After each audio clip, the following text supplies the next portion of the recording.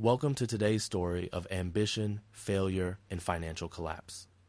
In the heart of Egypt's desert, a bold vision was born, a new capital city meant to showcase the country's rebirth. With towering skyscrapers, palatial buildings, and futuristic technology, Egypt's new capital was designed to be a beacon of progress. But today, it stands mostly empty. What went wrong? Was it a grand vision that fell short, or a financial disaster waiting to happen? Let's dive into the story behind Egypt's new administrative capital. In 1950, Cairo had a population of 2.5 million.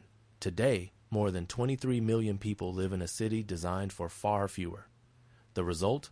Overcrowding, traffic congestion, and a soaring cost of living. Cairo was never built for such a large population.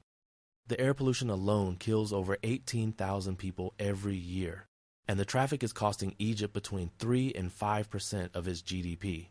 But the government's most pressing concern wasn't just the city's strain, it was control. In 2011, during the Arab Spring, protesters occupied Tahrir Square, crippling the government.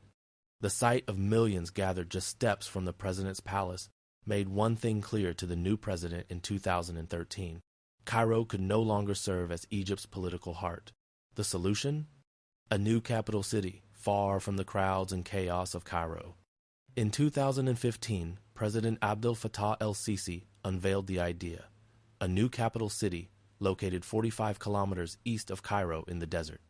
The goal was to build a modern metropolis, free from the constraints of Cairo's infrastructure, offering a clean slate for Egypt's future.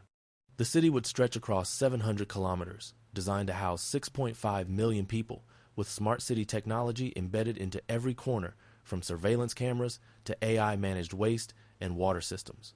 But there was one major catch. Private investors, particularly from the UAE and China, would foot the bill. The Egyptian taxpayers wouldn't pay a dime. Construction began in 2016. The vast desert plot between Cairo sewers and Cairo-Saka roads was transformed into a construction zone. International firms designed the city, with the master plan created by Skidmore, Owings, and Merrill. Phase 1 focused on building the core government infrastructure. By 2022, Egypt's new parliament building was completed. The Garuda Palace, the presidential palace, was finished in 2023, while the towering central business district rose high above the desert sand. Africa's tallest building, the 385-meter tower, stood tall in 2024. But even with such impressive structures, questions started to arise. The numbers behind this mega project were staggering. The initial cost estimate was $45 billion. But the reality?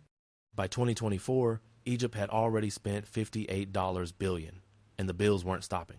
Private investment was supposed to cover it all, but things didn't go as planned. The UAE pulled out after disagreements, and Egypt's military stepped in to fill the void.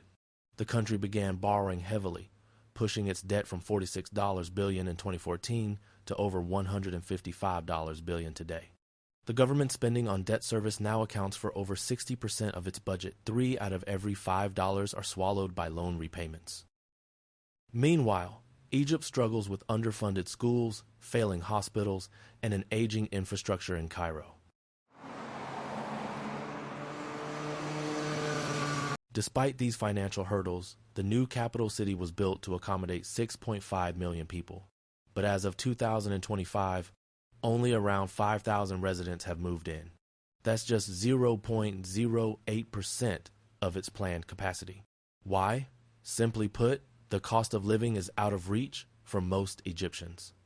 A typical government worker earns between $120 to $180 a month. But apartments in the new city start at $100,000, which is 55 to 70 years of their gross salary. For most, it's mathematically impossible. The government's plan to relocate employees from Cairo stalled in 2024 and has been indefinitely delayed.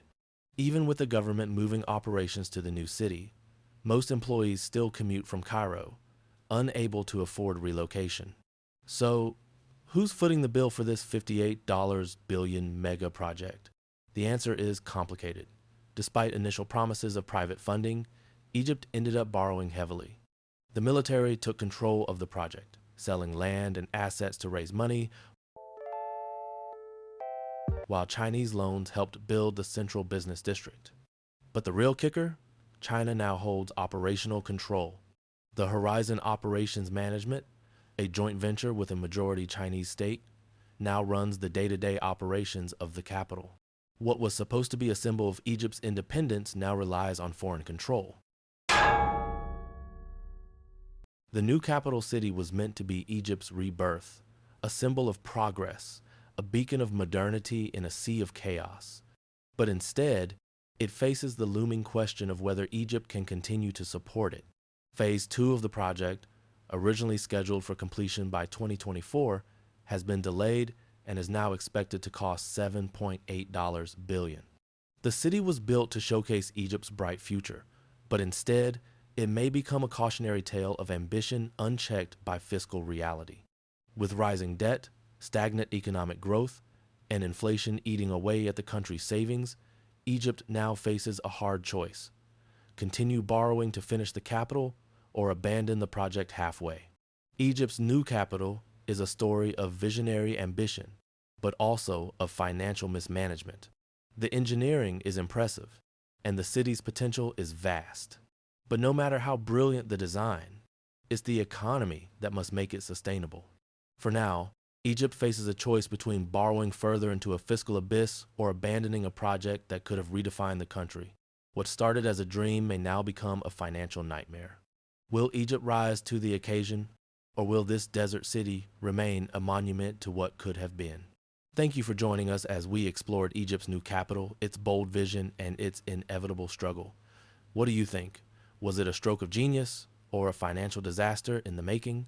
Drop your thoughts in the comments below. And if you're fascinated by mega construction projects reshaping our world, hit subscribe to stay updated on our next story. Thanks for watching.